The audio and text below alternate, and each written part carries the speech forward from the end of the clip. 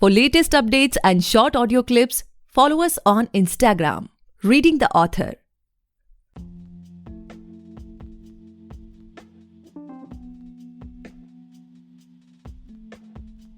Hey guys, welcome back to the podcast Reading the Author, a unique show where we read authors' mind and not their book.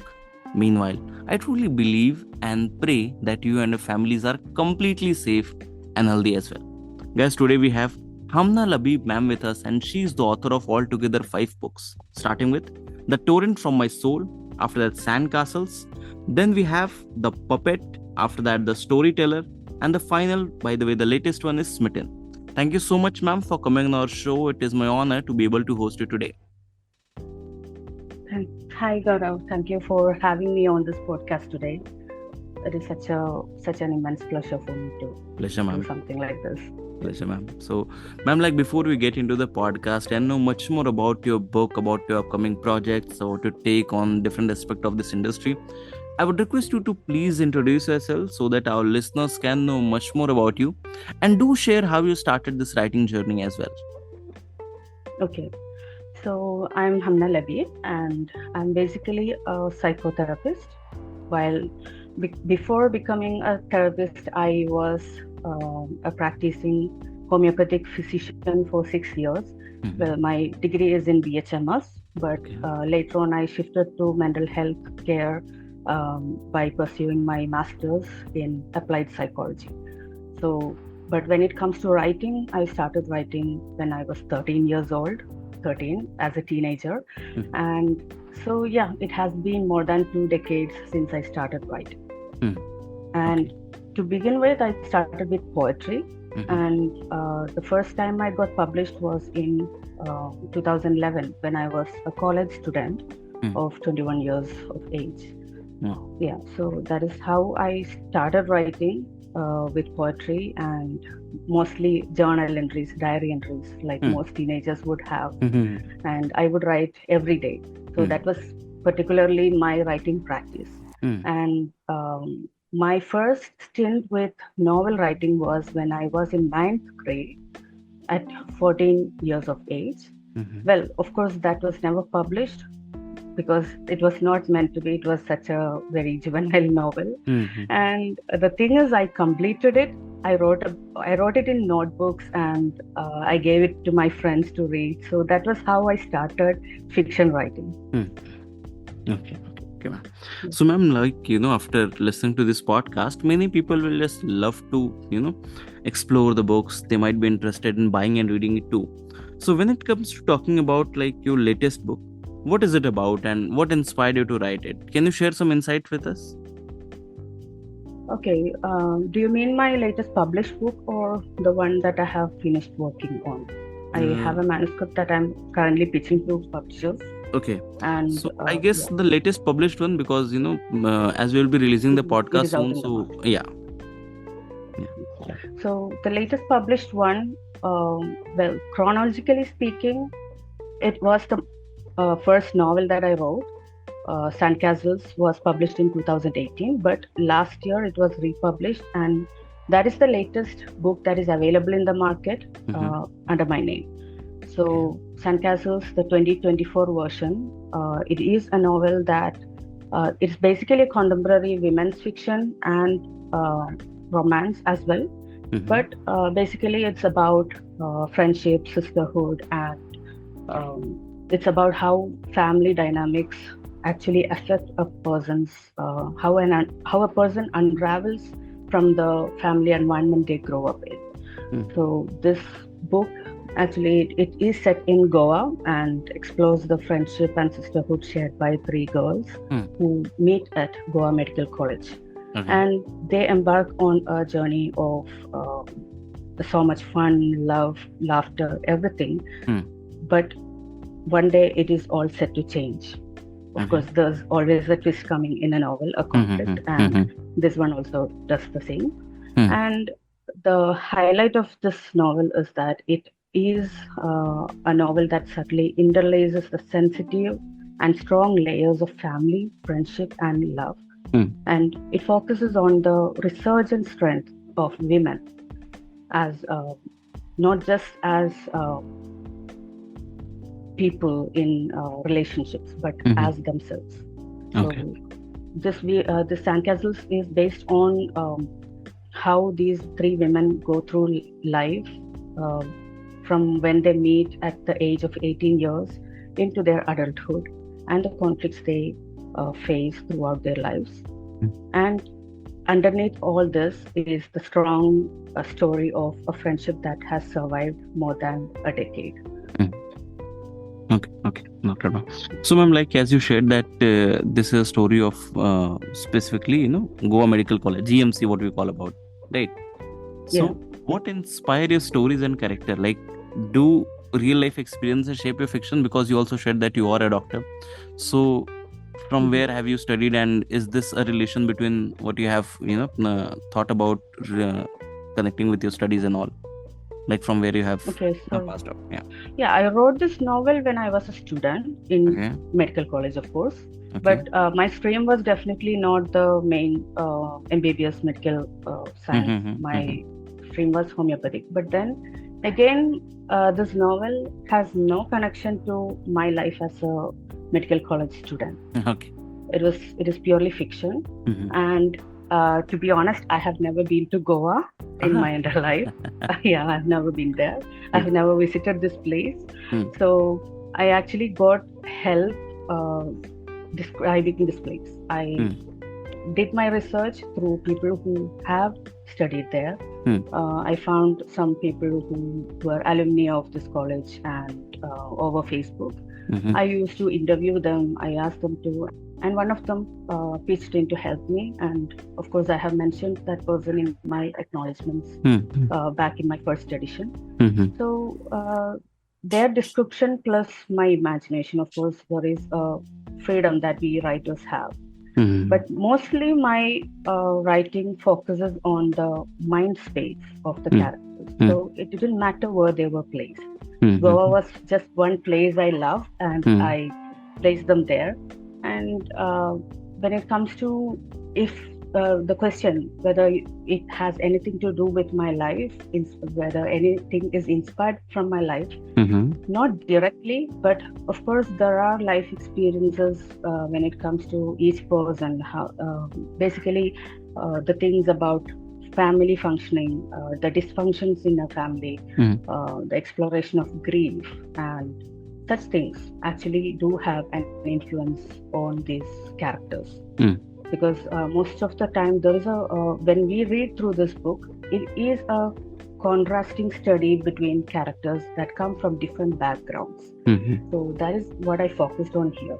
But however, those who read through this book have told me that it felt like I was in Goa when I wrote this, but I was right here in Calicut, Kerala, doing my BHMS back then. I was just in the first year, so I didn't even know about how a medical college really functioned.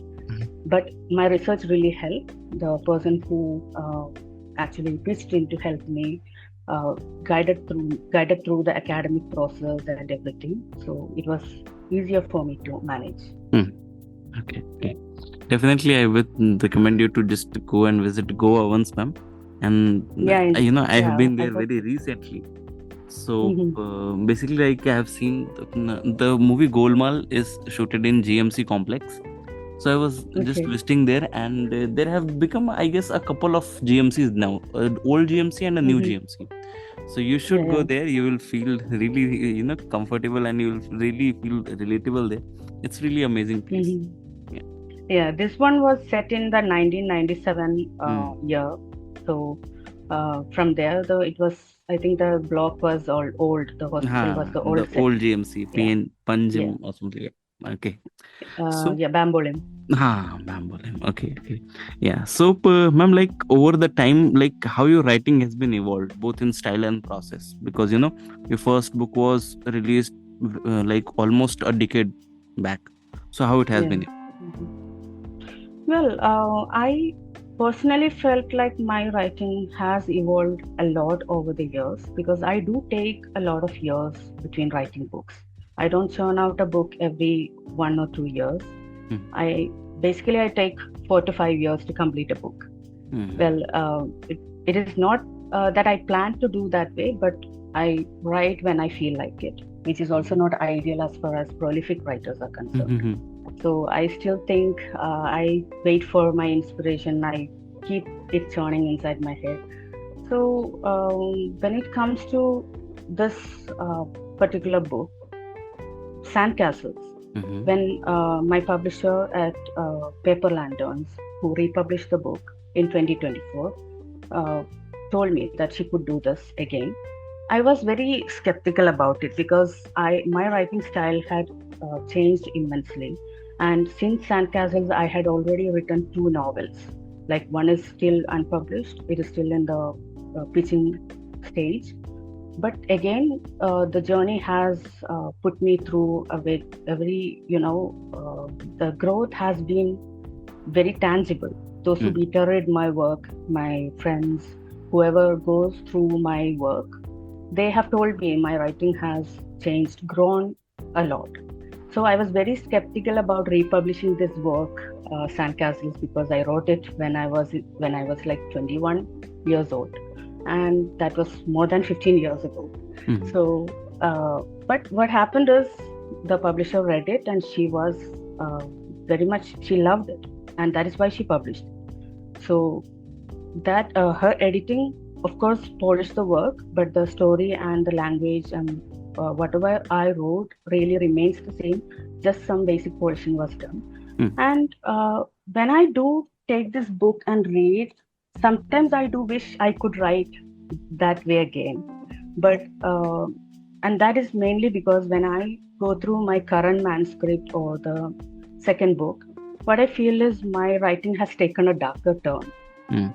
Darker turn, as in As in, the yeah. topics that it explores are really different now. I Mhm. focus on psychological fiction, psychological disorders, and whatever. I mostly focus on trauma literature rather than contemporary fiction or romance these days. Of course, all these are part of my writing still, Mhm. because those are the topics are actually several within, even if it is a psychological fiction, there are several topics that are covered within it, but Mm. mostly the main focus is trauma and recovery and resilience from that. Mm. So there are similar threads even in Sandcastles. It also addresses trauma, it also addresses resilience and strength and survival, but it had a lighter note. It basically it was like Goa. Unlike so Mhm. like a holiday mood, it could Mm. be anybody's read, but then Mhm. there is a heavy emotional uh, it does contain a heavy emotional read. Mhm. Sandcastles is something that would really connect with readers, especially women readers. Mhm. So it is an emotional journey. But again, when I read my second and third novels, the emotions are different. Mm. I don't find myself tearing up or feeling like I want to cry when I read those books. Mm. But then the topics, whatever themes I cover in those, are actually relevant and more serious compared to what I wrote in Sandcastles. But so I would say the growth has been a gray area, because in some things I have become better, but in some other aspects, maybe due to the change in the genre, there is a slight shift in the way I express emotions. Mm. So now on, I'm not aiming at writing a tearjerker novel, but Sandcastles definitely was one of that, Mm. because there is the relationships within it, like friendships. All these are like coming of age stories. So definitely they have more impact on the emotions rather than one that explores trauma. So yeah, that is there. My writing style has definitely um, become better, because that is what years of writing, like 16 drafts of the same novel again and again, would do to you. It Mm. is inevitable. That growth is inevitable.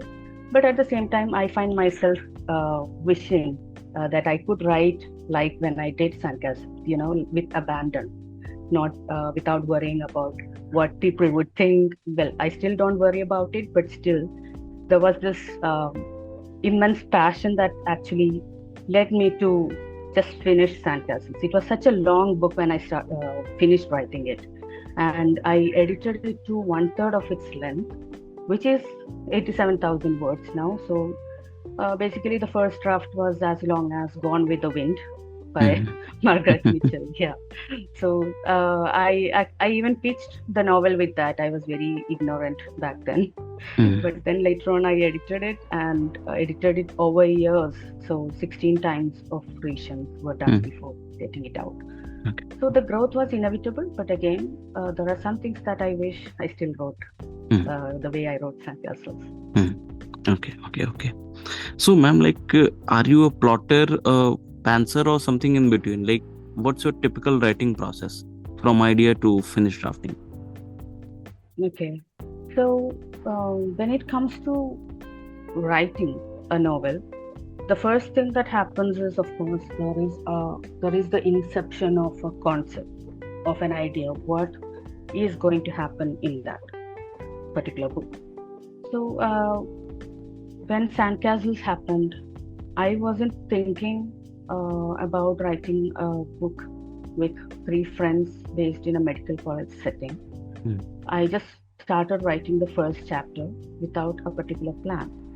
So my way of writing, my procedure, I think, is just starting a book first, and then after a few chapters in, I might get an idea what it has to be. Because sometimes it is just a chapter or a particular scene or one relationship that I want to explore. Hmm. It starts out like that. But now that was about sandcastles, and it evolved into something I never expected. So, what I plotted in it, I do have both. I do plot a little, like soft plotting, nothing Mhm. tight, but I keep the plot very flexible. I just make sure that I know the timeline of events. So, Sandcastles happens over 15 years of time. Mhm. So there is the backstory is starting in 1997. The present is set in 2012.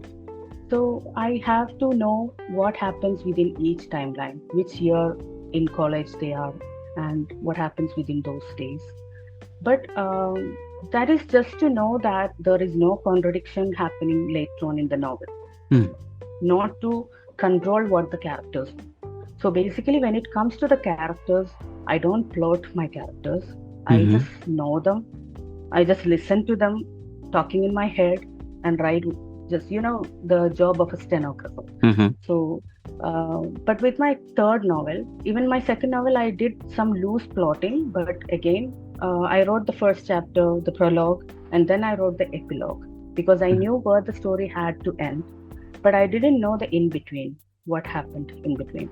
Mhm. That part, I just leave it to fate or whatever happens in my brain. And with the third novel, I did something different. I plotted the whole novel scene by scene because there were six characters in it, Okay. and that was a little too much to keep track of. So plotting was inevitable. I used an app called Scrivener to keep it all organized. But what happened is after writing 50% of the book, I got blocked. I was not able to move forward, even though I knew the whole story. Mhm. And it took me 4 years to complete that 50% of the book. And Mhm. my creativity was down in the ditch, and I was not able to do anything regarding the book. I would take the file, I would open the file, just look at it, close it again. And it went on for years. And later, last year, what I did was I started writing it, like setting productivity goals, like write for 10 minutes, write for 15 minutes. And I built it up. And within 2 months, I wrote as much as I did in 4 years. So it took me that long to complete that novel. But what really helped me was I deleted the plotted file. I deleted the chapter outlines that I had made, and I let the characters tell the story. So basically, I think that would make me a pantser. Mhm. Okay. Super. But again, then there is this, Mhm. there is this basic outline that where the characters are That's what going, I was what they asking. want. Mhm. Yeah, that is always there. Mhm. Okay. So, ma'am, as of now, what's your current writing schedule? Every day you devote some particular hours to your writing, or it's like random? Someday you get some thoughts, you just jot it down on your phone or diary. After that, you elaborate. How does it goes with you? Well, as far as I'm concerned, Writing never happens outside my space.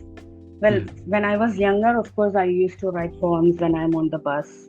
Even standing in the bus, I used to jot down poems in my phone, and that used to happen. But now I do need a dedicated time, and I have to be in front of my laptop for my brain to work. But the thing is, right now I'm off writing. Well, the basic plotting and brainstorming is happening for the fourth book. I have already soft plotted it like last year, but I still haven't put the fingers to the keyboard or pen to the paper, whatever works for any author. So for me, it is the keyboard since a long time. So what happens here is I think I am still writing, but I don't have an allotted time for it right now. I'm not working on a particular manuscript right now. It has been soft plotted, and I'm leaving it there to, as if we leave things to marinate for a while before I start writing. So that part is inevitable for me. Just launching into the next manuscript might,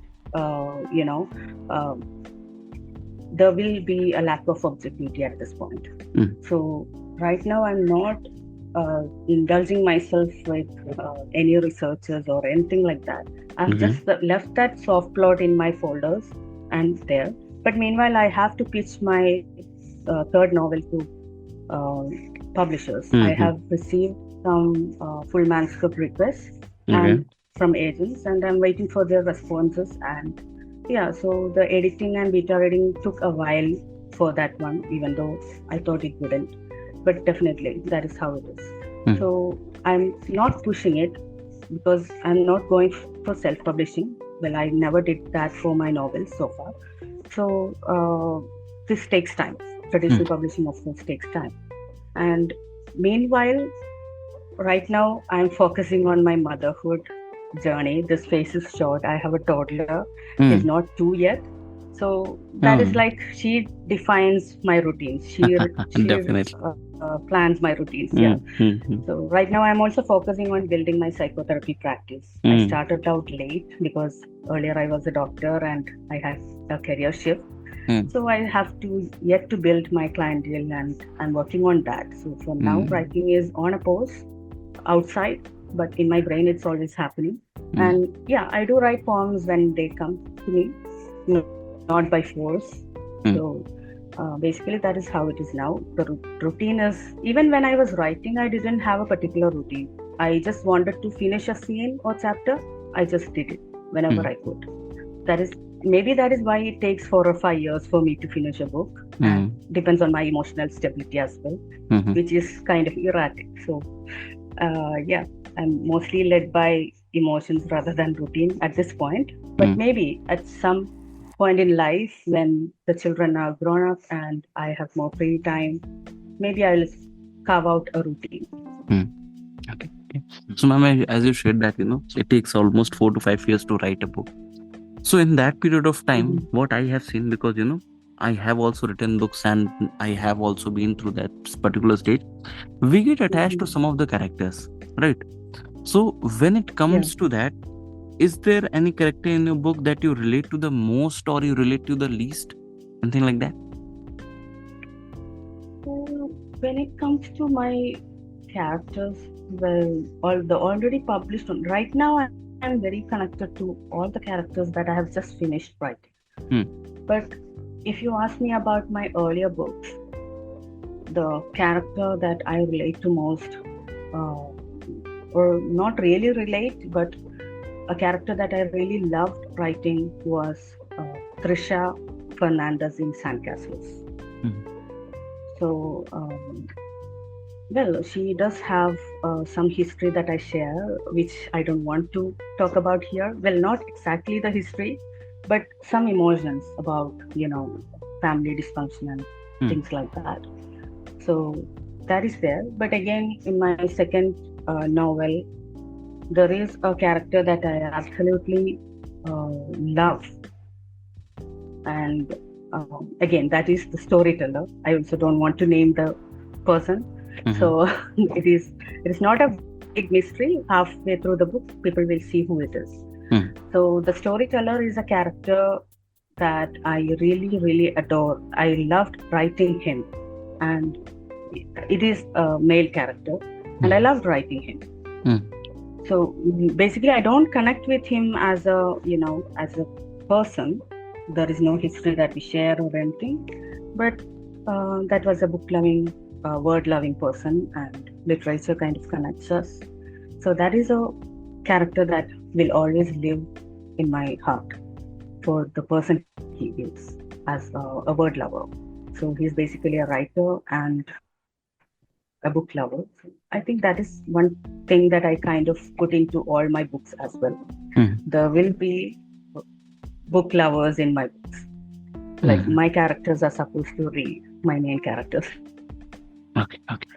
Super. So when it comes to the least connected, the antagonist in the storyteller would be that character. Yeah. Okay. So, ma'am, do you think being a writer in India today presents unique opportunities or challenges? Yeah, of course, because the market is highly competitive. Flooded. Yeah.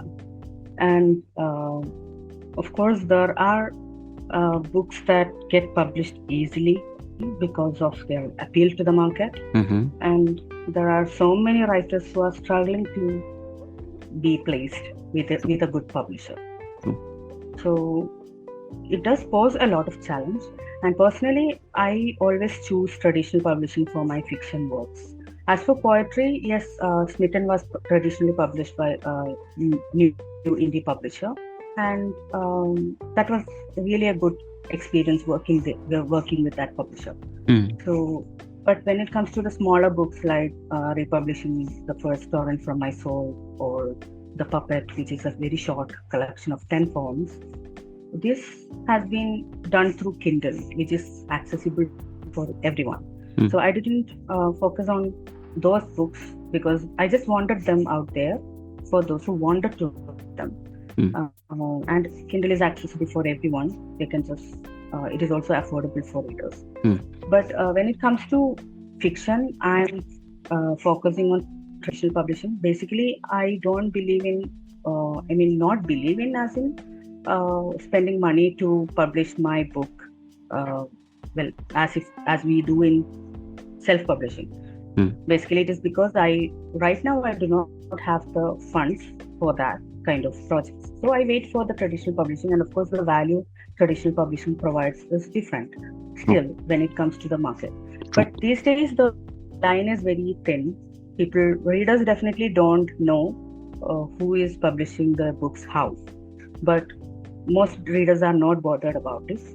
But the traditional publishing opportunities, the bigger publishers definitely offer a better size in the market. That is for sure.